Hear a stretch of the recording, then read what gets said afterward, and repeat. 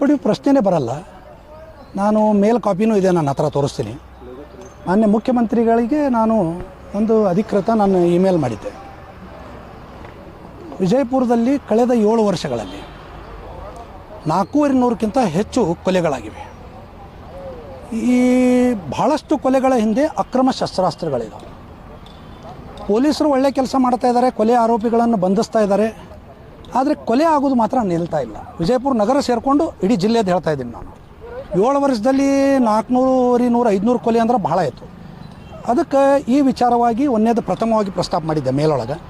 ಎರಡನೇದು ಏನಪ್ಪ ಅಂದ್ರೆ, ಸಣ್ಣ ಸಣ್ಣ ತಾಲೂಕುಗಳಲ್ಲಿ ವಿಜಯಪುರ ಸುತ್ತಮುತ್ತ ಸಣ್ಣ ಸಣ್ಣ ತಾಲೂಕುಗಳಲ್ಲಿ ಇವತ್ತು ಮಿನಿ ವಿಧಾನಸೌಧ ಕಟ್ಟಡ ಇದೆ.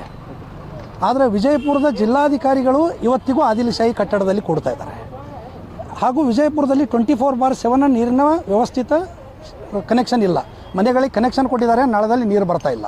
ಹಾಗೂ ವಿಜಯಪುರದ ಮಾಸ್ಟರ್ ಪ್ಲ್ಯಾನ್ ಇವತ್ತು ಕುಂಠಿತಗೊಂಡಿದೆ. 13-14 ರಸ್ತೆಗಳನ್ನು ಮಾಸ್ಟರ್ ಪ್ಲ್ಯಾನ್ದಾಗ ತೊಗೊಂಡಿದ್ದಾರೆ. ವಿಶೇಷವಾಗಿ ಸರ್ಕಾರ ದವಾಖಾನೆ ಏನು ಇವತ್ತು ನಮ್ಮದು ನೇತಾಜಿ ಸುಭಾಷ್ ಚಂದ್ರ ಮಾರ್ಗದಿಂದ ಅಂಬೇಡ್ಕರ್ ಸರ್ಕಲ್ವರೆಗೆ ಒಳ್ಳೆಯ ರೋಡ್ ಆಗಿದೆ. ಆದರೆ ಇವತ್ತು ವಾಟರ್ ಟ್ಯಾಂಕ್ ಸರ್ಕಲ್ ಪ್ರಮುಖ ರಸ್ತೆಯಲ್ಲಿ ಇಕ್ಕಟ್ಟಾದ ಒಂದು ಇದು ಇದೆ. ಮಾಸ್ಟರ್ ಪ್ಲ್ಯಾನಿಗೆ ಹಣ ಇರಲಾರದೆ ಇವತ್ತು ವಿಜಯಪುರ ನಲಗ್ತಾ ಇದೆ. ಆ ಎಲ್ಲ ವಿಚಾರಗಳನ್ನು ತಗೊಂಡು ಅಂಡರ್ ಡ್ರೈನೇಜ್ ಸಿಸ್ಟಮ್ ಇರ್ಬೋದು, ಅಂಡರ್ ಕೇಬಲ್ ಇರ್ಬೋದು, ಇವೆಲ್ಲ ವಿಚಾರಗಳನ್ನು ನಾನು ಮೇಲ್ ಮಾಡಿದ್ದೆ. ಮೇನ್ ವಿಚಾರ ಅಂದರೆ ಈ ಕೊಲೆ ಪ್ರಸ್ತಾಪಗಳನ್ನು ಮಾಡಿದ್ದೆ ನಾನು. ಆಮೇಲೆ ಅಮಿತ್ ಶಾ ಅವರಿಗೆ ಮೇಲ್ ಮಾಡಿರುವಂಥ NIA ಕಾಪಿ ಕೂಡ ಅವರಿಗೆ, ಅಮಿತ್ ಶಾ ಅವರಿಗೆ ಮೇಲ್ ಮಾಡಿ ಕಾಪಿ ಕೂಡ ಮುಖ್ಯಮಂತ್ರಿಗೆ ನಾನು ಕಳಿಸಿದ್ದೆ. ಆ ವಿಷಯವಾಗಿ ನಾನು ಅವರಿಗೆ ಒಂದು ಕೊನೆ ಲೈನ್ ಬರೆದಿದ್ದೆ, ಒಂದು 10 ನಿಮಿಷ ತಮ್ಮ ಭೇಟಿಗೆ ನನಗೆ ಅವಕಾಶ ಕೊಡಬೇಕು ಅಂಥೇಳಿ. ನಾನು ಮೇಲ್ ಮಾಡಿದ ಒಂದು 20-25 ದಿನದ ನಂತರ ಅವರ ಕಚೇರಿಯಿಂದ ನನಗೆ ಫೋನ್ ಬಂದು ಒಂದು ಅಪಾಯಿಂಟ್ಮೆಂಟ್ ಸಿಕ್ತು. ಹೀಗಾಗಿ ವಿಜಯಪುರದ ವಿಚಾರವಾಗಿ ಹೋಗಿನಿ. ಇದರಲ್ಲಿ ಏನು ರಾಜಕೀಯ ಬೆರೆಸೋ ಅವಶ್ಯಕತೆ ಇಲ್ಲ. ಒಂದು ಪಕ್ಷಾತೀತವಾಗಿ ಇವತ್ತು ಅವ್ರನ್ನ ಭೇಟಿ ಮಾಡಿ, ವಿಜಯಪುರದ ಇಲ್ಲೇ ಹುಟ್ಟಿ ಇಲ್ಲೇ ಬೆಳೆದಿರೋದ್ರಿಂದ ವಿಜಯಪುರದ ಸಮಸ್ಯೆಗಳು ಗೊತ್ತಿದೆ. ಭಾಳ ಸೂಕ್ಷ್ಮ ವಿಚಾರ ಇದೆ. ಇಲ್ಲಿ ಅಕ್ರಮ ವಲಸಿಗರದಾರೆ. NIAಗೆ ಮಾಡಿದಂಥ ಕಾಪಿಗಳು ಹಿಂದೆ ಲಾಲ್ಕೃಷ್ಣ ಅದ್ವಾನಿ ಅವರು ಉಪಪ್ರಧಾನಿ ಇದ್ದಾಗ ಕೂಡ ನಾನು ಇಲ್ಲಿ ಅಕ್ರಮ ವಲಸಿಗರು, ಕೋಟಾ ನೋಟು, 500,000 ನೋಟ್ ಬ್ಯಾನ್ ಮಾಡಿರಿ ಅಂತ ಮೊದಲು ದನಿ ಎತ್ತಿದ್ದೆ ನಾವು. ಇವತ್ತು ಹೆಮ್ಮೆ ಅನ್ನಿಸ್ತದೆ ನನಗೆ. ನರೇಂದ್ರ ಮೋದಿ ಅವರು ಪ್ರಧಾನಿ ಆದಮೇಲೆ ಆ ನೋಟುಗಳು ಬ್ಯಾನ್ ಆದವು. ಹಿಂದೆ ಪ್ರಣಬ್ ಮುಖರ್ಜಿ ಅವರು ರಾಷ್ಟ್ರಪತಿ ಇದ್ದಾಗೆ ನಾವು ಅದನ್ನು ಆಗ್ರಹ ಮಾಡಿದ್ದೀವಿ. ಅದರ ಕಾಪಿ ಕೂಡ ತಮ್ಮ ಮಾಧ್ಯಮದಲ್ಲಿ ನಾನು ತೋರಿಸ್ಲಿಕ್ಕೆ ರೆಡಿ ಇದ್ದೀನಿ.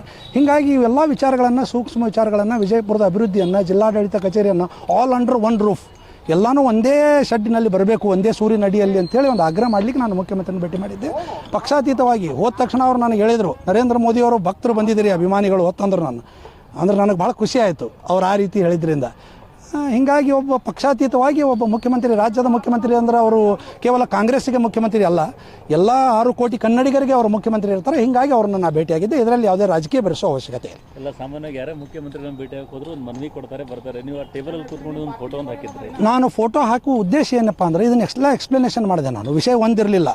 ಕೇವಲ ವಿಜಯಪುರದ ಸೂಕ್ಷ್ಮ ವಿಚಾರಗಳು, ಮರ್ಡರ್ ಕೊಲೆ ಆಗಿದ್ದಿರ್ಬೋದು, ಇಲ್ಲಿಯ ಸಮಸ್ಯೆಗಳಿರ್ಬೋದು, ನೀರಿನ ಸಮಸ್ಯೆಗಳಿರ್ಬೋದು, ಇವೆಲ್ಲ ವಿಚಾರಗಳನ್ನು ತೊಗೊಳ್ಬೇಕಂದ್ರೆ ಟೈಮ್ ತೊಗೊಂಡ್ರು ಅವರು ಕೃಷ್ಣಾ ಕಚೇರಿ ಅಧಿಕೃತವಲ್ಲಿ. ಇವತ್ತು ನಾವು ತೆಗಿಸಿ ನೋಡಿದ್ರೆ ಹೇಳ್ಬೋದು, ಕೆಲವೊಬ್ರು ಏನೇನೋ ಟೀಕೆ ಮಾಡ್ತಿರ್ತಾರೆ, ಕೆಲವೊಂದು ಊಹಾಪೋಹಗಳು ಎಬ್ಬಿಸ್ತಿರ್ತಾರೆ. ಅವಕ್ಕೆಲ್ಲ ನಾವು ತಲೆ ಕೆಡಿಸೋಳುವಂಥ ವ್ಯಕ್ತಿ ಎಲ್ಲ. ಯಾಕಂದ್ರೆ ನಮ್ಮದು ಇವೆಲ್ಲ ರಾಜಕೀಯದಲ್ಲೇ ನಡೀತಾ ಇರ್ತದೆ. ನಾನು ಇದರಲ್ಲಿ ಯಾವುದೇ ರಾಜಕಾರಣ ಬೆರೆಸ್ಲಿಕ್ಕೆ ಹೋಗಂಗಿಲ್ಲ. ಈ ಸಾಕಷ್ಟು ವಿಚಾರಗಳಿರೋದ್ರಿಂದ ಅವ್ರಿಗೆ ಹಾರ್ಡ್ ಕಾಪಿನೂ ಒಯ್ದಿದ್ದೆ ನಾನು. ಎಲ್ಲ ಕಾಪಿಗಳನ್ನು ಅವ್ರಿಗೆ ಕೊಟ್ಟು ಸಮಗ್ರವಾಗಿ ನನಗೆ ಅವಕಾಶ ಕೊಟ್ಟರು. ಅದಕ್ಕೆ ತಮ್ಮ ಮಾಧ್ಯಮದ ಮುಖಾಂತರ ಕೂಡ ನಾನು ಮಾನ್ಯ ಮುಖ್ಯಮಂತ್ರಿಗಳಿಗೆ ವಿಜಯಪುರ ಜನರ ಸಮಸ್ಯೆಯನ್ನು ಆಲಿಸ್ಲಿಕ್ಕೆ ಅಷ್ಟೊಂದು ಸಮಯ ಕೊಟ್ಟಿದ್ದಕ್ಕೆ, ಉತ್ತರ ಕರ್ನಾಟಕದ ಕೃಷ್ಣಾ ನೀರಾವರಿ ಇದ್ರ ಬಗ್ಗೆ ವಿಚಾರ ಮಾಡೀನಿ, ರೈತರ ಸಮಸ್ಯೆಗಳ ಮೇಲೆ ನಾನು ಅದನ್ನು ಕೇಳೀನಿ.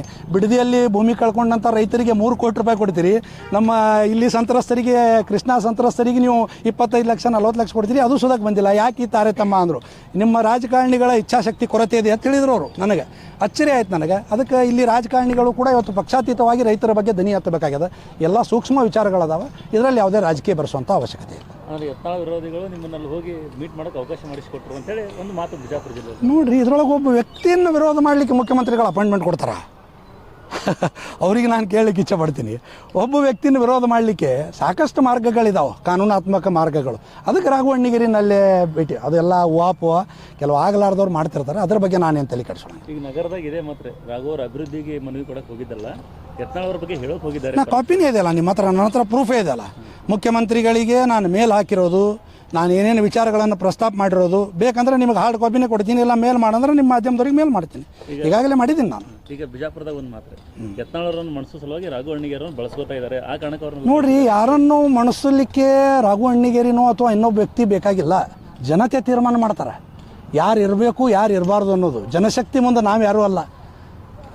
ಇವತ್ತು ಯಾರು ಡೋಂಗಿ ಹಿಂದುತ್ವ, ಯಾರು ಅಸಲಿ ಹಿಂದುತ್ವ ಅನ್ನೋದು ತೀರ್ಮಾನ ಮಾಡೋರು, ಯಾರು ಅಭಿವೃದ್ಧಿ ಪರ, ಯಾರು ಅಭಿವೃದ್ಧಿ ವಿರೋಧಿ ಅನ್ನೋದು ತೀರ್ಮಾನ ಮಾಡೋದು ಜನತೆ.